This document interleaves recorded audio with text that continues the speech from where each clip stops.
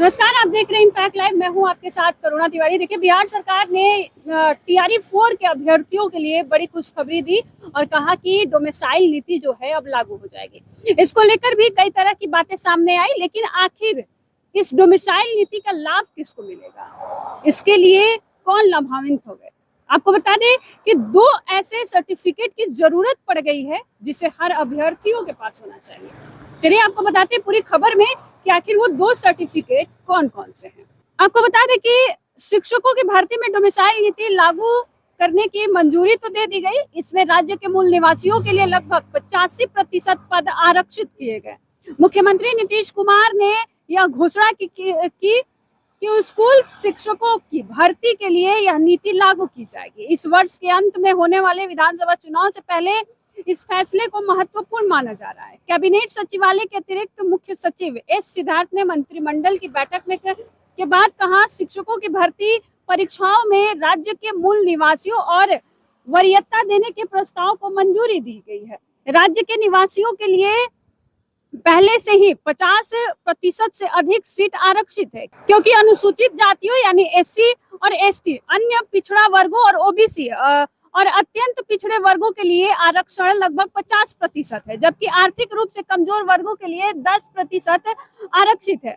इस सिद्धार्थ ने कहा कि 35% जो सीट है वो महिलाओं के लिए आरक्षित है और सरकार पहले से ही यह निर्णय ले चुकी है। उस आरक्षण में केवल राज्य के निवासियों को ही जगह दी जाएगी। उन्होंने कहा, शेष सीटों में से 40% अब बिहार के मूल निवासियों के लिए आरक्षित होगी। उन्होंने अपनी 10वीं और 12वीं कक्षा राज्य में ही पूरी की हो। इस प्रकार मूल निवासियों के लिए आरक्षण यानी जो डोमिसाइल है वो प्रभावी रूप से 85% से अधिक होगा। वही आपको बता दें कि राज्य में हाल ही में के दिनों में इस मुद्दे पर बड़े पैमाने पर प्रदर्शन भी हुए थे। विपक्ष ने के नेता तेजस्वी यादव ने राष्ट्रीय जनता दल के सत्ता में आने पर 100% डोमिसाइल का वादा किया था। वहीं केंद्रीय मंत्री चिराग पासवान भी अधिवास नीति के कार्यान्वयन की मांग के समर्थन में सामने आए।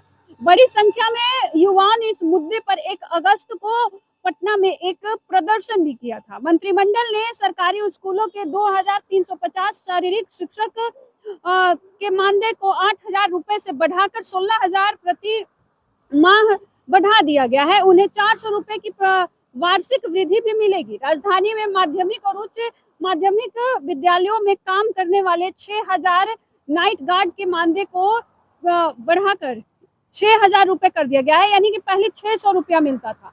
अब वही आपको बता दें कि 10,000 रुपए करने के प्रस्ताव का भी अनुमान दिया गया है।